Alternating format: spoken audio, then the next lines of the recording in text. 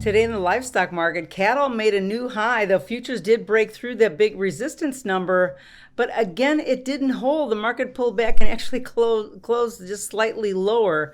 The cash trade did, keep rising, and that was really driving the market up. And we got up to 124.77. And the demand has been really strong, pushing that live cattle market higher. Even the longs, the funds are long 71,000 contracts. That's something to be watching for. Perhaps the fact that the grains really made a new high, that corn made a new high, and beans and wheat were also strong.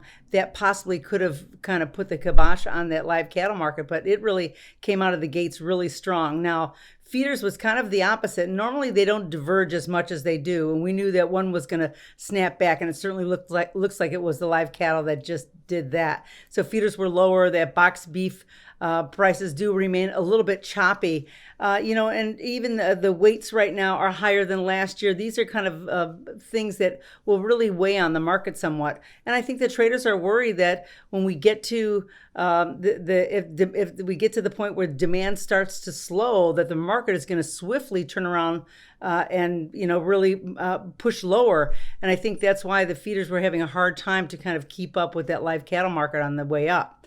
Now, right now in options, the March 140 strike, it really has the most open interest with 700 contracts. Now, and on the way up, there's actually a lot more, but it certainly looks like the market's just having a hard time pushing its way up through that. So today, a little bit lower. Hogs were the story today in the meats, with they're climbing as well. There's positive fundamentals all the way across. Futures, the demand is up. Prices in China is now up 4% because there is that new bout of African swine fever that's kind of spreading through the herd right now.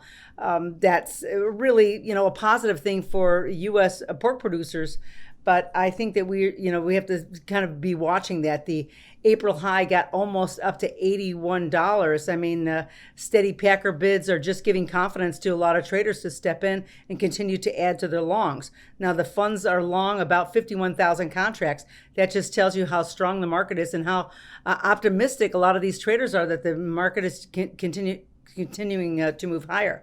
Now, on the heat map for options, the February open interest for the 72 strike is at 3,000 contracts. So that's significant. In the April 80 strike, there's the 4,700 open interest. On the 82s, there's 1,200 open interest. These kind of things really will start to pull the market as we get a little bit closer to these expiration numbers. But I think it's just something to keep an eye on as we go forward. There's a lot more volatility ahead and some gyrations in the market, and certainly a lot more opportunities.